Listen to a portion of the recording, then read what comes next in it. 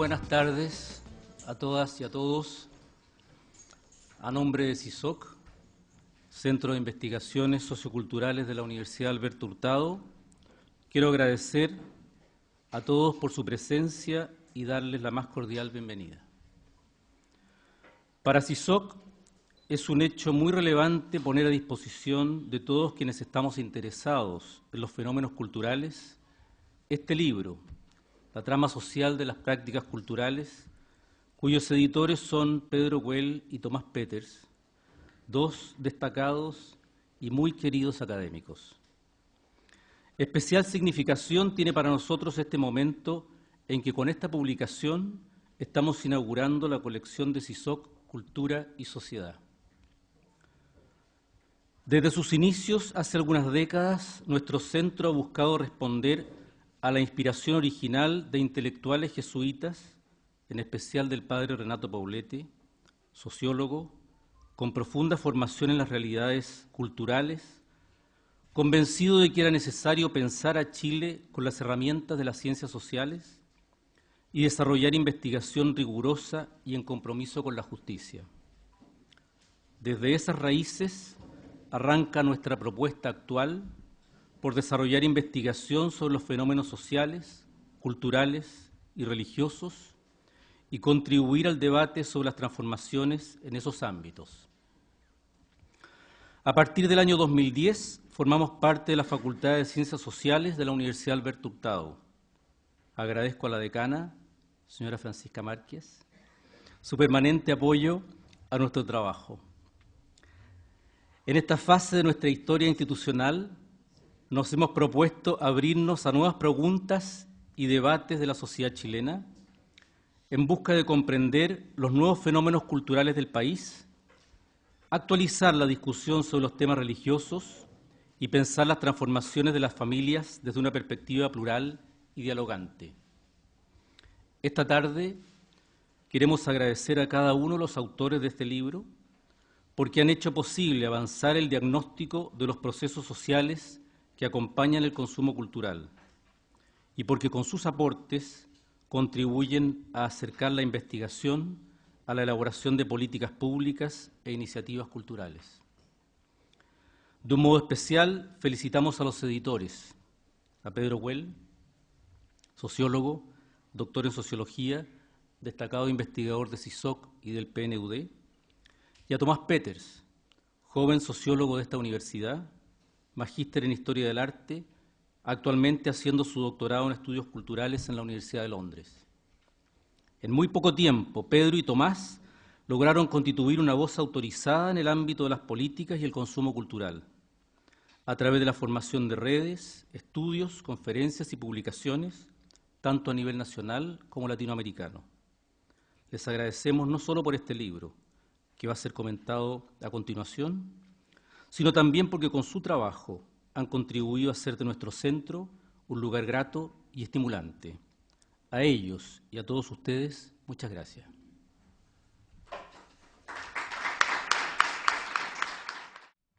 Para comentar el libro, en primer término, le vamos a dar la palabra al señor Arturo Infante, editor de la editorial Catalonia, presidente de la Cámara Chilena del Libro y con una vida dedicada al libro en Chile. Ante todo, quiero agradecer la invitación a comentar este libro. Primeramente porque me ha permitido conocer de esta dedicación que la Universidad Alberto Hurtado viene desarrollando en los temas relativos al consumo cultural. Un empeño que debemos agradecer todos los que nos dedicamos a alguna industria cultural.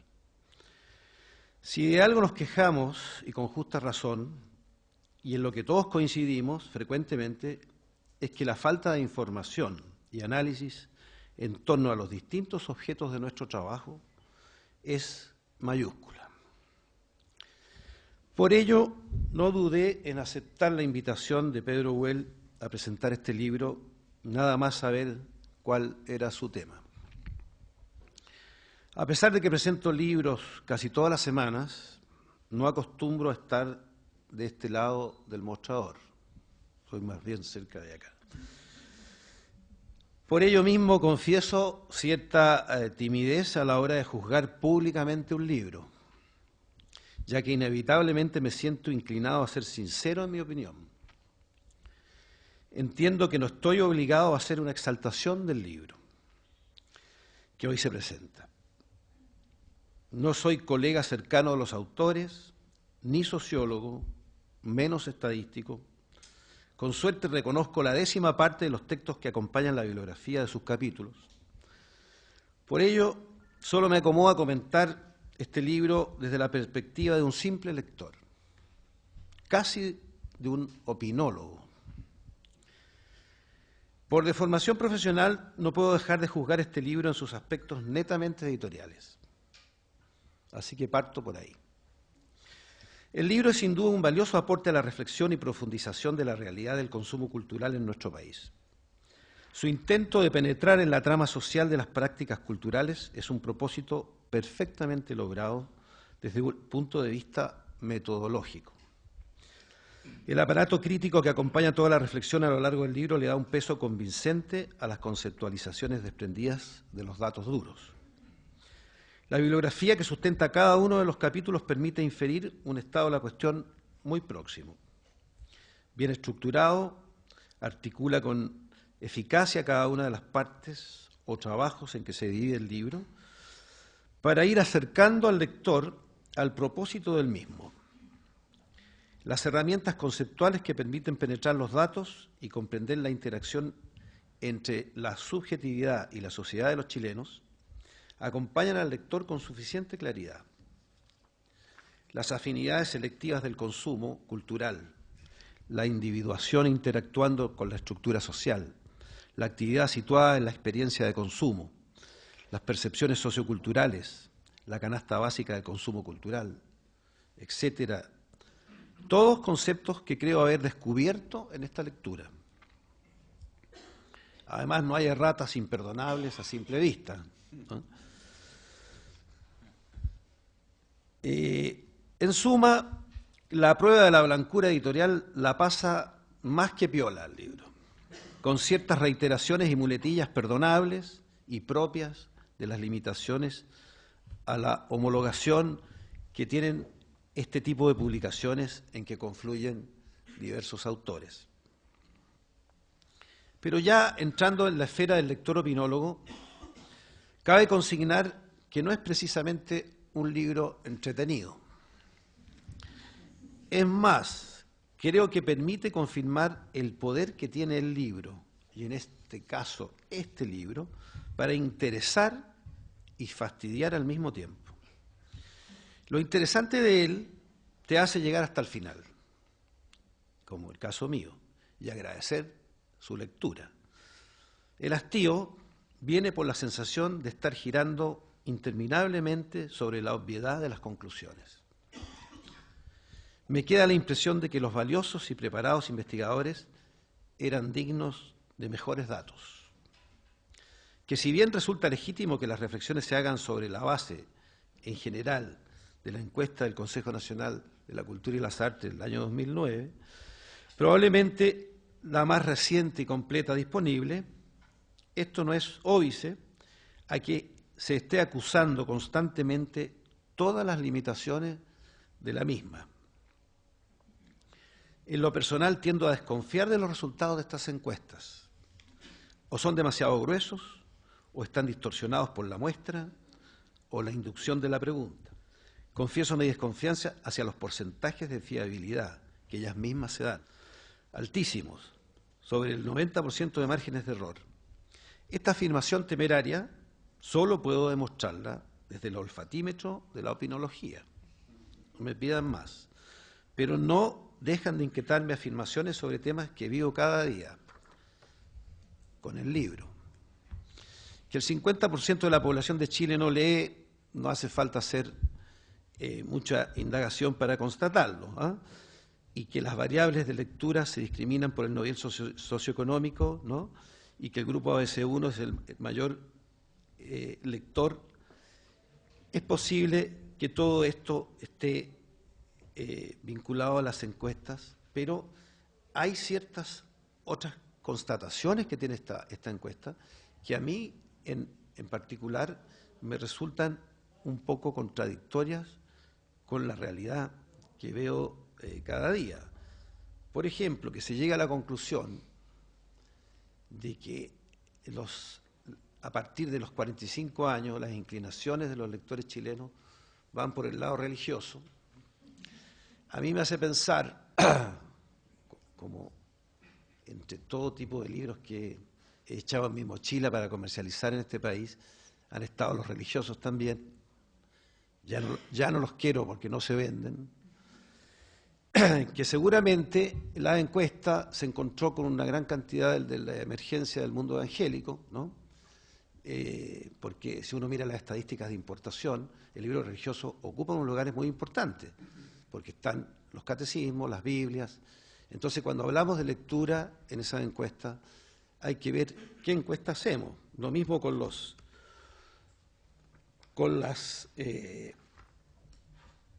medios de comunicación gráficos, con los diarios. Se dice que el 69,8, o sea, casi el 70%, de los chilenos declara leer diarios, este tipo de medios. O sea, si yo lo mido por las tiradas que los diarios tienen, no hay diarios, no hay este porcentaje, es imposible. ¿Ah? Si yo comparo, me subo a un metro y veo qué diario está leyendo la gente aparte del que regalan a la entrada del metro, llego a la conclusión que esta proporción debe ser, no sé, muy inferior, muy inferior. Y así sucesivamente con lo que uno puede ver en estas estadísticas, puedo constatar, y por eso digo que estos investigadores eran dignos de mejores datos. Pero claro, tampoco nada de eso invalida el libro, porque el propósito del libro es otro, y es adentrarse a una forma de percibir la trama social del consumo cultural, independientemente de los datos que se tengan, ¿no? La falta de estadísticas certeras, al menos sobre el consumo de libros, lectores y flujo editorial en Chile, es gravitante en muchas decisiones que a diario se toman a nivel de empresarios del libro. Y lo que es peor, a nivel de políticas públicas que afectan al libro y la lectura. Es un tema donde la mayoría toca de oído con muchos más supuestos que certezas. Es por ese motivo nuestro gremio, como Cámara Chilena del Libro, ha constituido recientemente, junto a la Universidad de Chile, un observatorio del libro y la lectura. Voy a pasar un aviso de paso.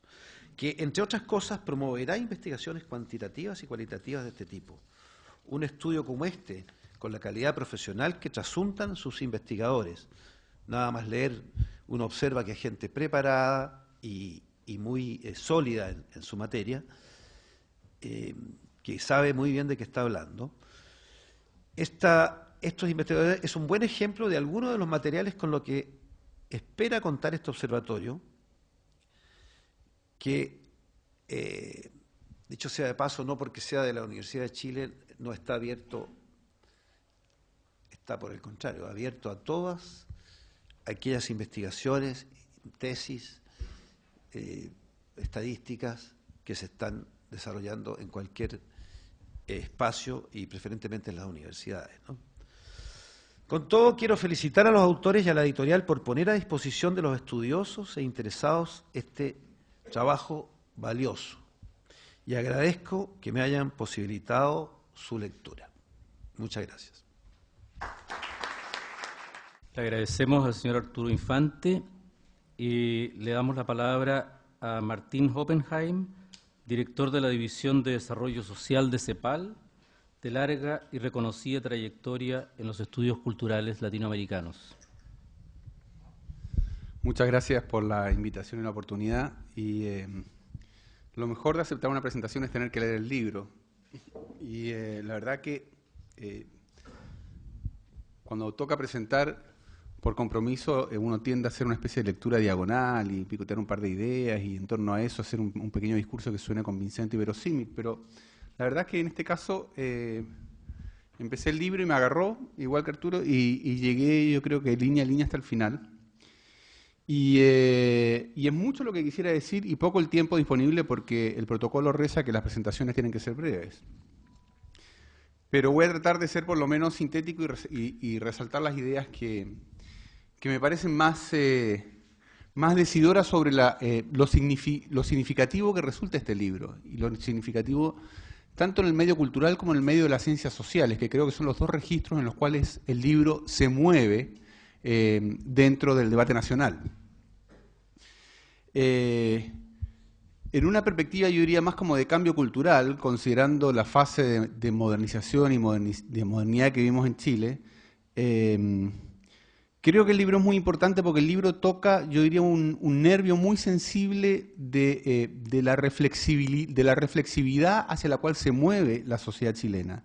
Esto puede sonar un poco como informe de desarrollo humano, así del PNUD, pero creo que es cierto, en el sentido de que la apropiación de bienes y servicios simbólicos hoy día es un resorte muy fuerte que mueve a la gente a posicionarse frente a temas claves, como son la autonomía, la sociabilidad, la afinidad o no afinidad a valores democráticos, el sentido de pertenencia, el cosmopolitismo, la apertura al mundo, etc. Es decir, creo que hay una relación muy fuerte hoy día entre reflexividad y consumo cultural que tiene que ver con la forma en que la modernidad pega en Chile, ¿ya? Es muy interesante en ese sentido que en la encuesta, tanto para los grupos de mayor intensidad de consumo cultural como para los de menor intensidad de consumo cultural, esto parece ser transversal a toda la sociedad, la primera motivación que mueve a la gente a consumir culturalmente es la información, ¿ya? Y creo que eso es sintomático precisamente de un apetito de reflexividad, es decir, de una sociedad que de alguna manera quiere dominar ciertos registros en torno a las cosas que se mueven, que están pasando. Creo que el consumo simbólico y en particular, bueno, en general el consumo simbólico y en particular el cultural,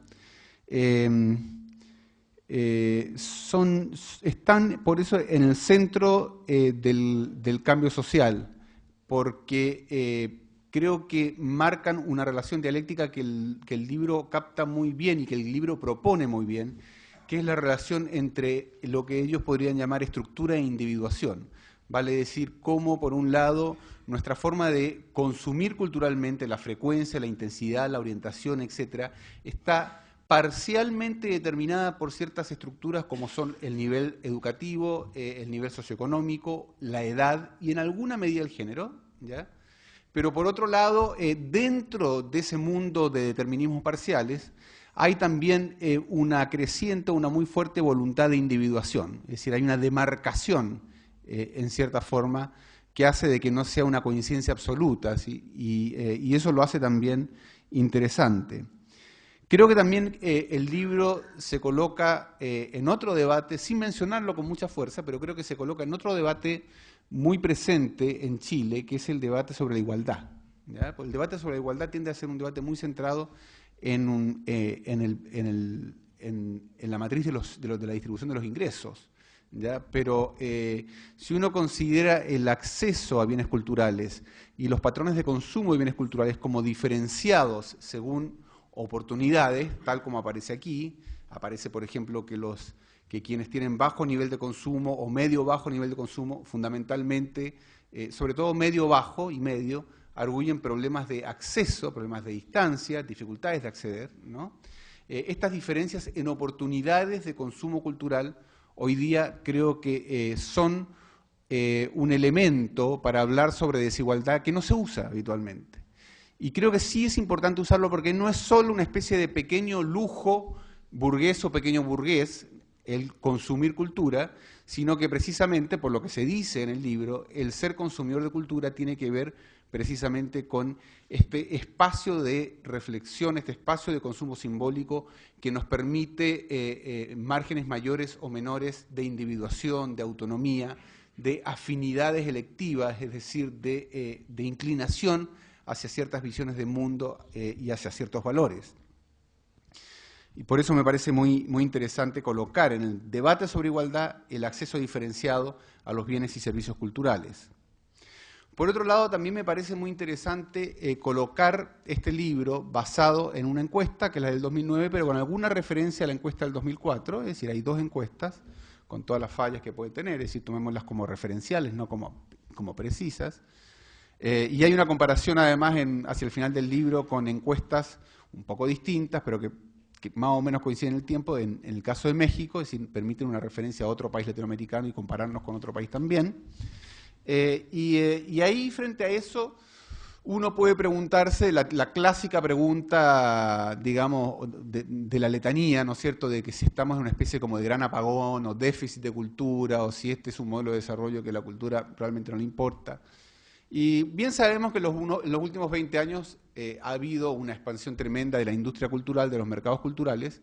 Ha habido un esfuerzo, a lo mejor no tan grande, pero un esfuerzo mucho más grande de lo que hubo en el diseño anterior o en los 2 diseños anteriores en términos de políticas culturales, institucionalidad cultural, promoción de las obras culturales, apertura de espacios culturales, sobre todo a nivel municipal, en los barrios, en algunos barrios, etc.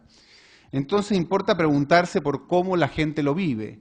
Y es interesante el hecho de que todos los grupos, al comparar 2004 con 2009, perciben un aumento en la oferta de la cultura, pero al mismo tiempo, cuando uno ve el consumo cultural y lo ve segmentado por grupos de edades o por niveles de educación, ve una cierta inercia en la segmentación. Es decir, hay un vaso medio lleno y un vaso medio vacío. Con todo, según la encuesta del 2009 que aquí se analiza, el 67% de los chilenos considera que actualmente el acceso a la cultura es más fácil que hace 5 años y el 85% considera de que es mayor el acceso a cultura que en la generación de los padres.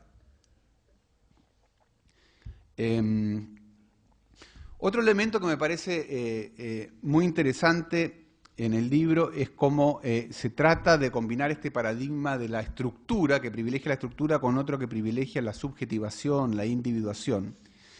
Y todo esto con un concepto que se rescata del arsenal de la sociología clásica, que es el concepto de afinidades electivas, que es un término además que Weber toma de Goethe incluso. En el caso de Weber es para mostrar una cierta afinidad entre una ideología como es el puritanismo, ¿no es cierto?, y una realidad, como es el capitalismo. Pero lo interesante es ver la dialéctica entre ambos. El libro en algunos momentos creo que lo logra, ¿ya?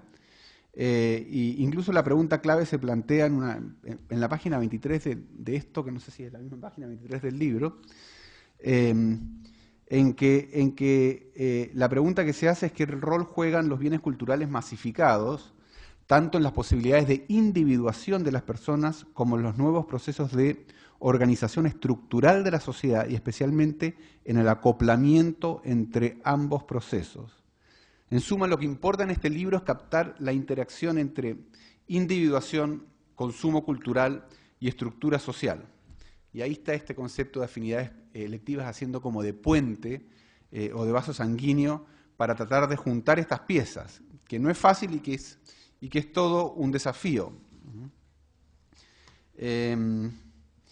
Quisiera plantear, tengo muchas cosas que comentar, pero voy a tratar de reducirme a cosas que me parecen como pequeñas cosas significativas del libro que va sacando, que va tratando de sacar desde las canteras de los datos cuantitativos algunas ideas de carácter más cualitativo.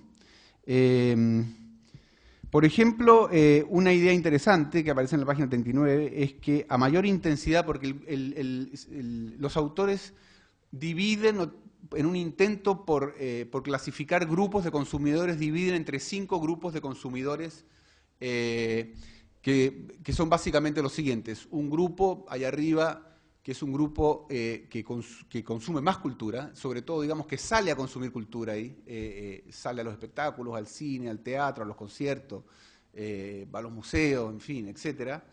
Un grupo que está un poco por debajo, que es básicamente un grupo de consumidor de cultura por soporte electrónico, y después hay un grupo de consumidor medio, otro medio bajo y otro bajo.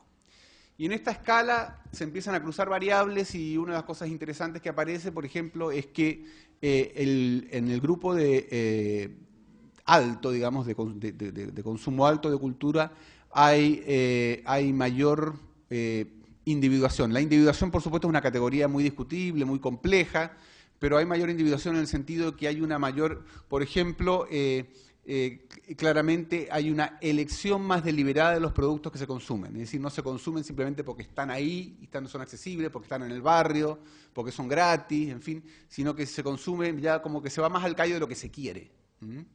En ese sentido. Y también es interesante en ese grupo, por ejemplo, que si bien todos los grupos tienen como motivación fuerte la información, en este grupo también aparece como una motivación relativamente fuerte la autocomprensión, la idea, digamos, como de autodesarrollo en función del consumo cultural, que me pareció una idea interesante. Hay otro elemento que me parece muy interesante y es la emergencia de un grupo que se caracteriza básicamente por el consumo en soportes electrónicos, o en soportes, bueno, básicamente soportes electrónicos. Porque obviamente ahí, y el libro no entra mucho en eso, lo sugiere en algún momento, pero yo creo que los autores entienden que eso es como que agarra otro desarrollo, que consumir cultura por esa vía, es decir, bienes y servicios culturales por vía electrónica, supone una serie como de externalidades o de efectos adyacentes que no supone las formas tradicionales de consumir culturas, de ir a un espectáculo, etc. Supone otras porque, en primer lugar, da mucho más posibilidades de ser al mismo tiempo un emisor y un receptor de mensajes, porque uno consume un producto cultural, pero al consumir ese producto cultural recibe información sobre productos afines que puedan formar como constelaciones temáticas que puedan interesar al usuario, y por lo tanto yo diría de que la individuación a la larga puede ser todavía mucho mayor como proceso que da a través del consumo con soporte electrónico. Pero por otro lado, en el consumo electrónico hay un elemento presencial del consumo cultural que se pierde, obviamente. Hay cosas muy interesantes también que plantea el libro y que están en las encuestas que a mí me sorprendieron, ¿ya? Que son muy sorprendentes sobre los patrones de consumo. Uno, por ejemplo, es en las razones para no consumir cultura, no para consumir, sino para no consumir cultura, ¿ya? El grupo que más consume y el grupo que menos consume cultura tienen el mismo argumento, ¿ya? Y es que no les interesa, o sea, no tienen ganas. Frente a los grupos intermedios que manifiestan problemas de acceso, de recursos, etcétera, ¿ya? Eso me pareció muy interesante. Bueno, eso podría tener una explicación, ¿no es cierto? Que el grupo que más consume cultura es más individualizado en consumir cultura y el que menos consume es insensible a la cultura, por decirlo así, ¿ya? O sea, uno podría plantearlo en esos términos. Hay otra cosa que me pareció también muy interesante y es que la asistencia de público a estrenos cinematográficos, comparando 2004 con 2009, aumenta, se incrementa. Se incrementa a lo mejor en proporción al aumento de la capacidad adquisitiva de la gente o de que hay más gente, en fin, ¿ya?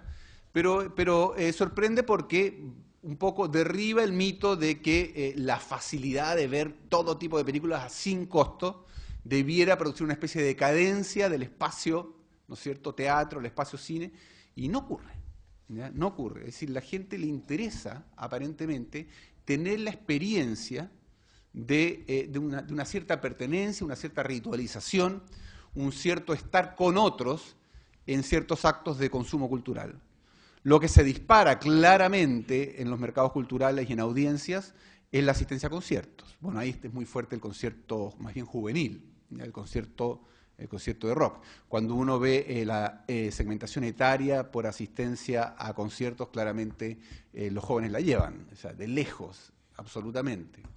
Que creo que es otra cosa interesante. Otra cosa interesante, un poco como nota para la nostalgia, es que cuando uno va a las preferencias por edad, no tanto, los consumidores son más jóvenes, es cierto, los consumidores culturales tienen un perfil etario más juvenilizado, sobre todo en población que coincide con edad universitaria.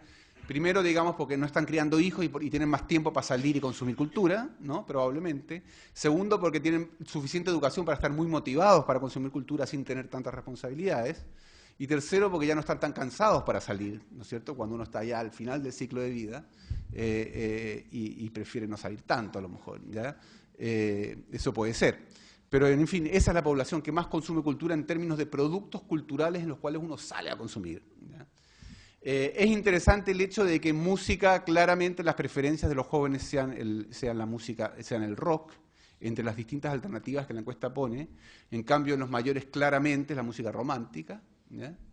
Es interesante esto que planteaba Arturo, de que aparecen, yo no sé si a partir de los 45 aparece como el género mayoritario. Me parece que como género ya claramente mayoritario dentro de los géneros que se leen es después de los 60 que aparece la literatura religiosa como la más consultada. Es raro, ¿no? Porque en los jóvenes aparece pero como irrelevante la literatura, la temática religiosa en la lectura, y en los mayores de 60, bueno, será, digamos, cuando se aproxima el momento fatal, uno espera algún tipo de explicación que lo redima, no sé, porque lo tranquilice, ¿no? Y eso también me pareció muy interesante. Me pareció también muy interesante el hecho de que se compare Chile con México, porque Chile y México, bueno, Chile sí tiene un producto per cápita más alto que el mexicano, pero no mucho más alto, ¿ya? No mucho más alto, con una distribución del ingreso que deben andar por ahí, ¿ya? Y cuando uno compara 2004 con 2009 es interesante ver cómo hay una curva más hacia arriba en el caso chileno en ciertos consumos culturales, como el consumo de cine, por ejemplo, ¿ya? Y claro, por supuesto, en el consumo, cuando uno va digamos, al consumo o al patrimonio cultural, ¿ya? Museos, bibliotecas y sitios arqueológicos, por supuesto, en México se dispara mucho más la visita a sitios arqueológicos, no hace falta explicación para eso, ¿no es cierto? Porque la oferta está ahí y ha estado ahí desde hace miles de años. Finalmente el libro concluye con un capítulo que yo creo que más bien es como el comienzo de un nuevo libro, ¿ya? Que es la pregunta primero la pregunta por el derecho a la cultura o la cultura como un derecho, ¿ya? Que es una pregunta que está ahí siempre, como uno habla de derechos de primera generación, entre comillas, como que son los derechos civiles y políticos, y después los derechos, entre comillas, de segunda generación, porque digo entre comillas porque uno no debiera colocarlos como unos más prioritarios que otros, si son todos derechos, y eso desde segunda son los económicos, sociales y culturales. Y cuando uno llega a los derechos culturales, que son como están al final, ¿no es cierto? Uno se pregunta, ¿qué son los derechos culturales? ¿Es el derecho al conocimiento, o es el derecho a la identidad, o es el derecho a consumir productos de las artes? ¿Ya? Y nunca está demasiado claro. Pero aquí es interesante que la pregunta por los derechos culturales se haga al final de un largo recorrido, en el cual básicamente se plantea desde una encuesta, ¿no?, cómo está estratificado y tipificado el consumo cultural de bienes y servicios específicamente culturales en Chile, cómo a partir de esta estratificación se producen ciertas afinidades electivas, es decir, aquellos que consumen más cultura tienden a ser aquellos, digamos, que apuestan más por la autonomía, la individuación, no necesariamente la valoración de la democracia, no necesariamente ahí hay una cierta ambigüedad cuando uno va a los distintos grupos. Sí, un mayor cosmopolitismo en el sentido de valorar más la cultura que viene de afuera, en lugar de tener actitudes suspicaces frente a la cultura que viene de afuera, que es lo que sí pasa con los de baja cultura. Y bueno, al final de todo esto, ¿no es cierto?, esta revisión por las afinidades electivas y los consumos culturales, viene la pregunta por el derecho a la cultura y esta idea de un, ¿cómo se llama?, no un paquete básico, una canasta básica de bienes culturales, es decir, un umbral mínimo que debiera ser, a partir del cual, digamos, un umbral mínimo al que todo el mundo debiera tener derecho, eventualmente. Y yo creo que esa discusión en el libro es una discusión que es una pregunta que se deja abierta como para ser retomada, es decir, hay todo un material analizado que concluye en la pregunta de, y entonces, si consideramos esto la base para un derecho a la cultura, ¿qué es lo que tenemos que hacer para que ese derecho sea un derecho plenamente realizable en nuestro país? Bueno, hasta aquí mis reflexiones y muchas gracias. El libro ya ha sido echado a rodar, le pertenece ahora al debate y los autores no tenemos mucho más que decir. En mi caso, solo me queda agradecer a todos aquellos que hicieron posible que el libro ahora esté en manos de ustedes. En primer lugar, a Martín y Arturo por venir a comentar, por leerlo, por interesarse. A nombre nuestro, mío y el de Tomás Peters, que no está aquí, habíamos pensado ponerle una... Porque el Tomás es insistente, quería estar aquí, pero en realidad está a muchos kilómetros, y entonces habíamos pensado ponerle una camarita Skype, pero no nos resultó. Lamentablemente él debe estar triste en este momento, pero a nombre mío y a nombre de él, quisiéramos agradecerle a todos los coautores la buena voluntad que tuvieron para aceptar esta invitación a venir a escribir, entre otras cosas porque estos libros implican que uno le devuelve una y otra vez los artículos a los autores, arreglemos esto, corrijamos lo otro, entonces hay que tener paciencia, buena voluntad y queremos agradecer, además de la calidad misma de los trabajos. Quiero agradecer también a Romy Morales del Observatorio, que participó con nosotros en la producción de algunos artículos, a Luis Campos, otro de los autores de la Facultad de Arquitectura de la Universidad de Chile, a Dimas Santibáñez, Tamara Hernández y Manuela Mendoza, del Departamento de Antropología de la Universidad de Chile, a Cristian Antoine, de Periodismo de la Universidad de Santiago, a Eduardo Nibón y Delia Sánchez, de la Universidad Autónoma Metropolitana de México, a Gabriel y Martina, por todo su apoyo, Alejandra Stevenson y Beatriz García Huidobro por el excelente trabajo editorial. En realidad los motes se redujeron harto gracias al trabajo de ellos, porque originalmente nosotros produjimos muchos motes editoriales y ellas, como hormiguitas, los fueron sacando. Y a nombre de ellas queremos agradecerle a todos en la universidad que nos han permitido hacer esto. Ahora corresponde en este ritual de lanzar libros al debate que nosotros agradezcamos a ustedes el cariño que han tenido en venir. Y eso lo hacemos humilde, espero que no escasamente, con el cóctel al que queremos invitarlos ahora. Muchas gracias a ustedes.